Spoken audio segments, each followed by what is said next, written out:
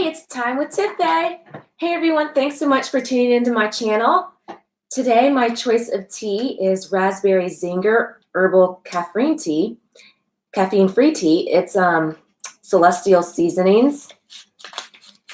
And I have an assortment of cookies today, you guys. I have Milano cookies, shortbread cookies, and Lotus Biscoff cookies.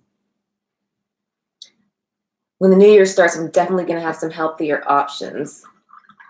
But I feel like this looks nice and it pairs well with tea. So I've been doing cookies and pastries and all of that.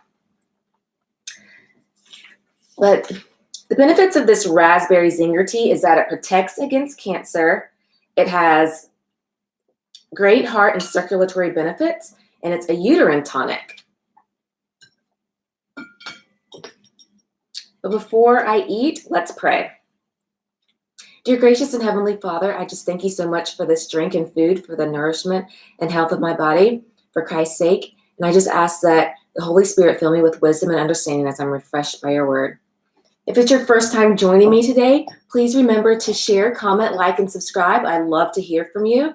Today we are in day 12 of Bible in 1 year, so I will be reading Genesis 39 through 41, all the way to 41. Take a bite of this.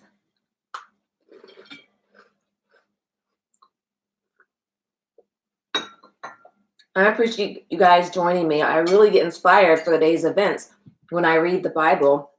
And I just want to encourage you guys to continue to reading out there too. I find peace and wisdom and understanding. I just have to set a schedule and stick to it. I've started doing mornings, so I don't have to worry about anything else for the rest of the day, but I like doing this. So I'm in Genesis 39, 1 through 23. Now Joseph had been taken down to Egypt, and Potiphar, an officer of Pharaoh, captain of the guard, an Egyptian, brought him from the Ishmaelites who had taken him down there. The Lord was with Joseph, and he was a successful man, and he was in the house of his master the Egyptian. And his master saw that the Lord was with him, and that the Lord made all he did to prosper in his hand. So Joseph found favor in his sight and served him. Then he made him overseer of his house, and all that he had he put under his authority. So it was from the time that he had made him overseer of the house and all that he had that the Lord blessed the Egyptian's house for Joseph's sake. And the blessings of the Lord was on all that he had in the house in the field. Thus he left all that he had in Joseph's hand, and he did not know what he had except for the bread which he ate. Now Joseph was handsome in form and appearance, and it came to pass after these things that his master's wife cast longing eyes on Joseph, and she said, "Lie with me." But he refused and said to his master's wife, "Look, my master does not know what is with me in the house, and he committed all that he had to my hand. There is no greater in this house than I, nor has he kept back anything from me but you, because you are his wife. How then can I do this great wickedness and sin against God?" So it was, as she spoke to Joseph day by day, that he did not heed her, to lie with her or to be with her. So it happened about this time when Joseph went into the house to do his work, and none of the men of the house was inside, that she caught him by his garment, saying, "Lie with me." But he left his garment in her hand and fled and ran outside. And so it was, when she saw that he had left his garment in her hand and fled outside, that she called to the men of her house and spoke to them, saying, "See, he has brought in to us a Hebrew to mock us. He came in to me to lie with me, and I cried out with a loud voice. And it happened, when he heard that I lifted my voice and cried out, that he left his garment with me and fled and went outside. So she kept his garment with her until his master came home. Then she spoke to him with words like these, saying, The Hebrew servant whom you brought to us came in to me to mock me. So it happened, as I lifted my voice and cried out, that he left his garment with me and fled outside. So it was, when his master heard the words which his wife spoke to him, saying, Your servant did to me after this manner, then the anger was aroused. Then Joseph's master took him and put him into the prison, a place where the king's prisoners were confined, and he was there in the prison. But the Lord was with Joseph and showed him mercy and gave him favor in the sight of the keeper of the prison.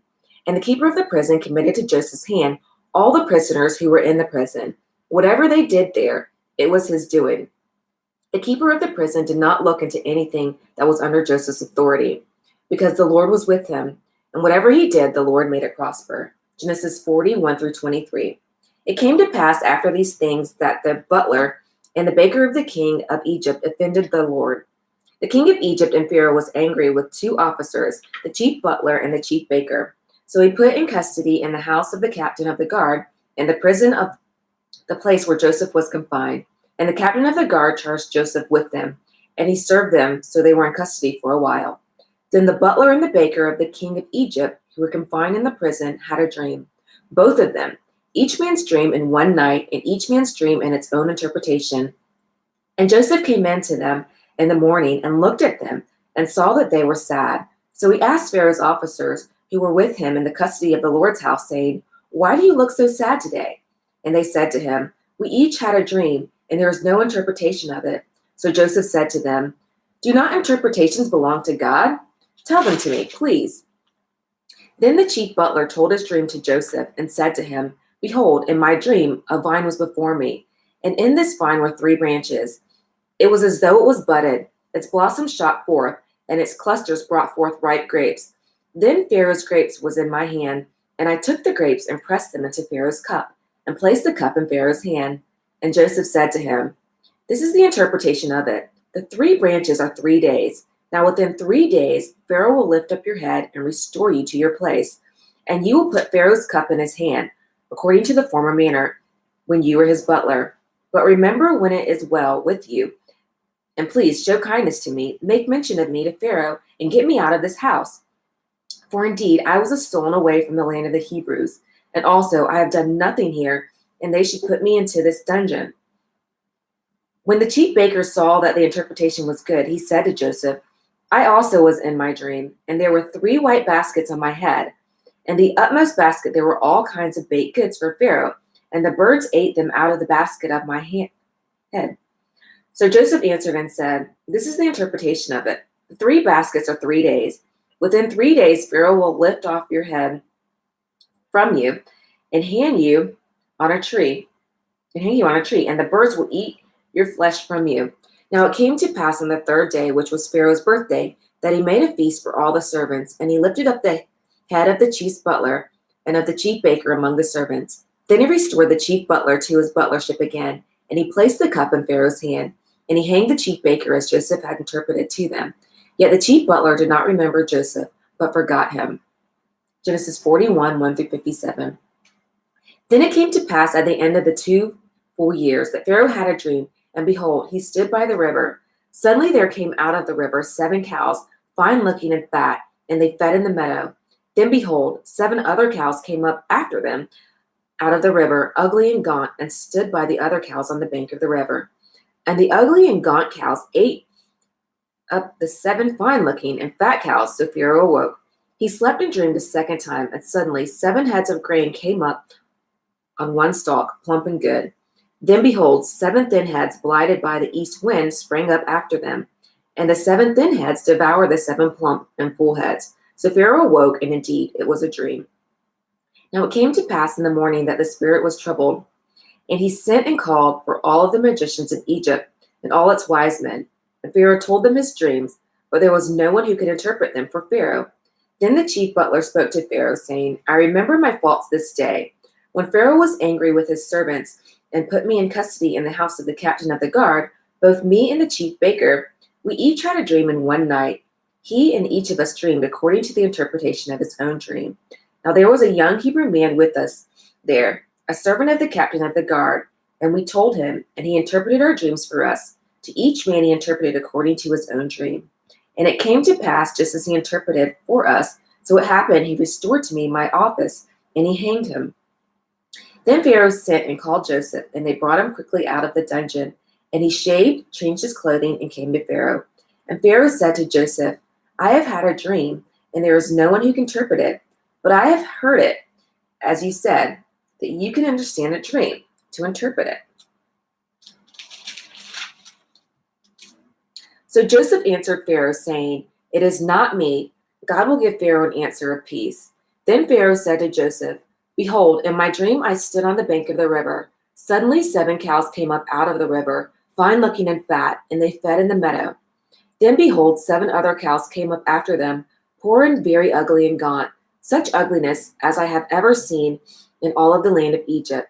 And the gaunt and ugly cows ate up the first 7 fat cows.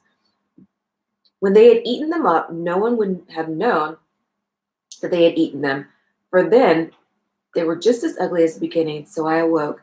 Also I saw in a dream, and suddenly 7 heads came up out of one stalk, full and good.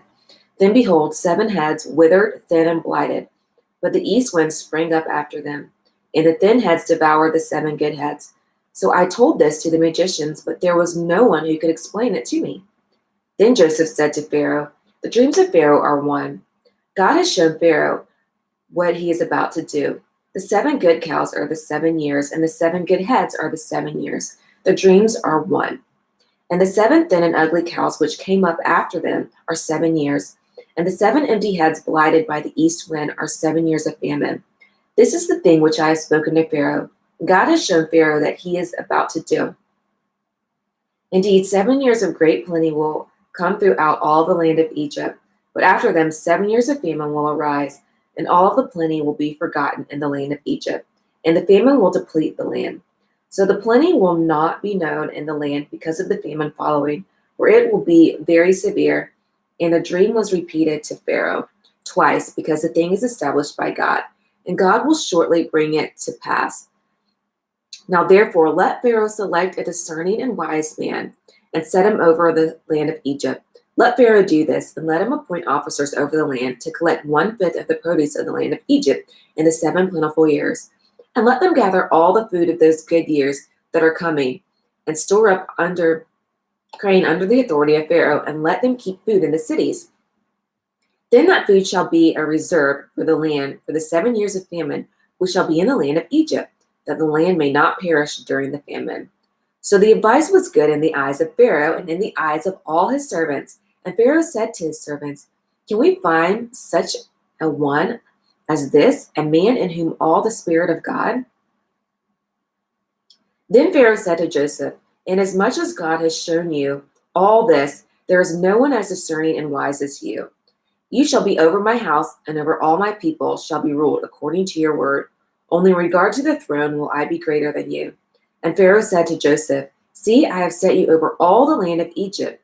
Then Pharaoh took his signet ring off his hand and put it in Joseph's hand. And he clothed him in garments of fine linen and put a gold chain around his neck. And he had him ride in the second chariot which he had. And they cried out before him, bow the knee. So he set him over all the land of Egypt. Pharaoh also said to Joseph, I am Pharaoh, and without your consent no man lift his hand or foot in all the land of Egypt. And Pharaoh called Joseph's name Zaphenath Paneah, and he gave him a wife, Asenath, the daughter of Potiphar, priest of On. So Joseph went out over all the land of Egypt. Joseph was 30 years old when he stood before Pharaoh, king of Egypt. And Joseph went out from the presence of Pharaoh and went throughout all the land of Egypt. Now in the 7 plentiful years, the ground brought forth abundantly. So he gathered up all the food of the 7 years which were in the land of Egypt, and laid up the food in the cities, and he laid up in every city the food of the fields which surrounded them. Joseph gathered very much grain as the sand of the sea until he stopped counting, for it was immeasurable. And to Joseph were born 2 sons before the years of famine came, whom Asenath, the daughter of Potiphar, priest of On, bore to him. Joseph called the name of the firstborn Manasseh. And God has made me forget all my toil, all of my father's house. And the name of the second he called Ephraim, for God has caused me to be fruitful in the land of my affliction. Then the 7 years of plenty, which were in the land of Egypt, ended, and the 7 years of famine began to come to Joseph, as Joseph had said. The famine was in all the lands, but in all the land of Egypt there was bread. So when all the land of Egypt was famished, the people cried to Pharaoh for bread. Then Pharaoh said to all the Egyptians, go to Joseph. Whatever he says to you, do. The famine was over all the face of the earth, and Joseph opened all the storehouses and sold to the Egyptians, and the famine became severe in the land of Egypt. So all countries came to Joseph in Egypt to buy grain, because the famine was severe in the lands. Tomorrow we'll be in Genesis 43. We'll be on day 13 of Bible in 1 year. So let me know what you think about today's reading. And thank you so much for being here with me and joining me on Time with Tiffy. I hope you enjoyed the daily reading. Please remember to join me again tomorrow on my channel. And don't forget to share, comment, like, and subscribe to Time with Tiffy, where we sip on tea so flavory, eat treats so savory, and enjoy reading books of the Bible, doing Bible in 1 year. Have a blessed day. Until next time, happy holidays.